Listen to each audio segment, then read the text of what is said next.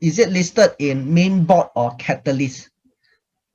Okay, so basically there's actually two places to list. One is called the main board, one is the catalyst. To help you visualize, okay, I'm quite sure you've been to Expo before. Main board is something like the hall one, it's the biggest hall. So in the big hall, you have more stores, and obviously you can actually attract more people to come, into the hall and to look for things. Also, basically, main board, you practically have more what we call liquidity, okay? More companies out there, then more people, more investors will come in, okay? Whereas Catalyst is like a smaller hall, maybe hall 4 or hall 5 or hall 6. Those smaller halls, you have lesser companies listed there, and of course you have lesser investors, okay? So the criteria to list in the main board and catalyst is actually also different. I wouldn't want to go through in detail. You all can actually go and read for yourself.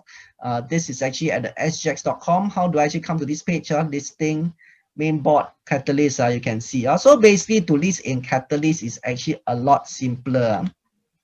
A lot simpler. As you can see, they don't even need to be profitable. They don't need to even have a profit requirement. So that is one thing you have to take note of. So just now we had this discussion. So basically, catalysts are the smaller companies, more risky. But if let's say, if it do well, it turned out to be very well, okay, all this company can become your multi-bagger. So this is the first thing that I actually find out to see whether is personally, the second thing I find is actually find the PE. So of course you can actually go and download the prospectus. You can actually go to securities, okay, company information, IPO prospectus. So they actually have the product highlight sheet. If you want to, you can actually write product highlight sheet. Okay, so some companies actually already state what is their PE in this document, or either that in actually prospectus. So by the way, this is just a summary. If you actually want the full, you can actually look at the prospectus. Okay, it looks like this. Some company outright will tell you what is the PE. In this case, it did not happen. So we have to calculate ourselves. So what I did here is this. You can actually look at the product highlight sheets.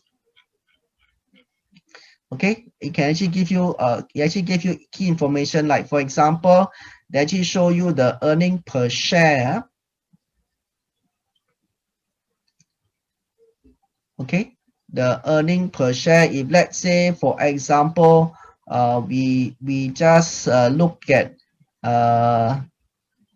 here, actually should be the basic earning per share 6.99. Okay, 6.99. This is in cents. Okay, the price is actually $2.59. Can you just help me calculate very quickly price per share divided by earning per share? What is the PE for this? What is the PE for this company itself is actually his own entity. It's actually own entity. Okay, so you have to separate the founder and the company. Okay, so let's say for example today I run my company. My company is called Invest Coach Private Limited. So now my company only have 2 shares. I am 100% shareholder. So assuming I want to raise fund for my company, I can just call my secretary and say, okay, I just want to have 2 more shares. So instead of 2, I have now 4 shares.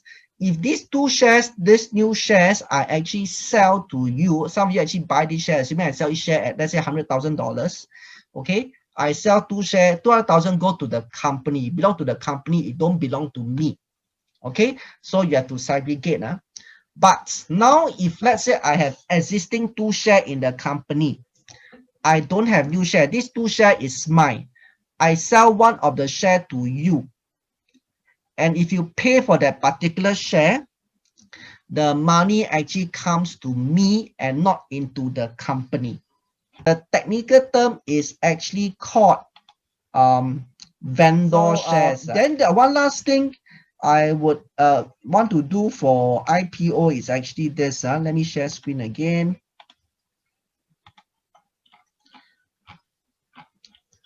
Okay, I would strongly urge you to at least read this segment called use of proceeds. Use of proceeds. So in this case, it's actually under page 80. Okay, let's go to page 80.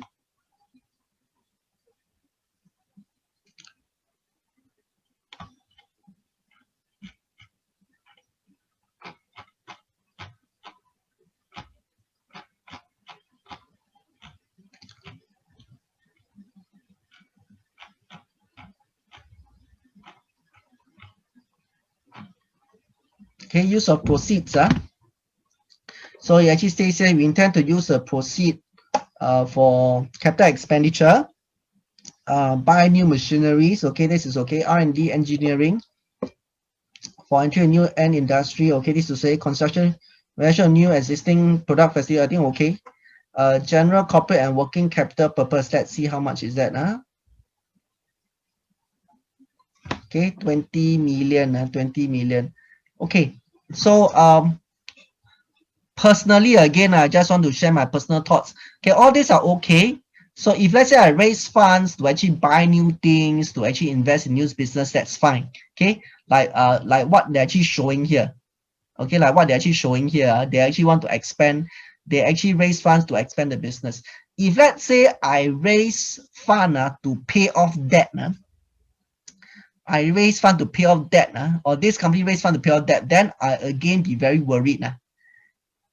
Why are you raising funds to pay off debt? Is it the banks don't want to lend money to you anymore?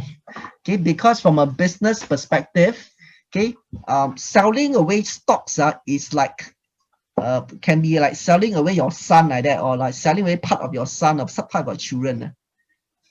Okay, so whereas I take debt, the company is still mine. Like for example, this is the reason why my invest coach 100% still mine. Okay, not that I'm very selfish. Is that when your shareholders coming in, you have to listen to them. Expect like in public case, I have to throw a AGM. Then never mind, have to belanja your buffet. Things like that, so on and so forth. Okay. So if let's say the purpose is to pay off debt, I'll be worried. Is it because the bank don't lend them? Okay. For working capital purpose, okay, anybody want to guess? Working capital purpose is actually what is probably one of the main expense under working capital purpose. Thank you so much. Payroll wages. So if I again just have to raise fund to pay wages, I am a bit concerned. Actually a bit concerned. Okay, so but in this case it's not substantial. You can see, okay, most of them is actually for expansion, so this is fine. So this is a very good case of what the fund is actually used for. Okay, the other thing you may actually want to look at here is this, the payment of underwriting commission. So you can see here, for every $1 raise, 5 cents actually go to the fees. 5 cents actually go to the fees. So about 5% is okay. So if let's say, it's more than 10%, okay, I raise $1, I actually sell stocks. Every $1 I raise, more than 10 cents actually go to all the listing professionals. Then I will be a bit concerned. I think it's actually a bit too expensive. I think less than 10% is actually fine.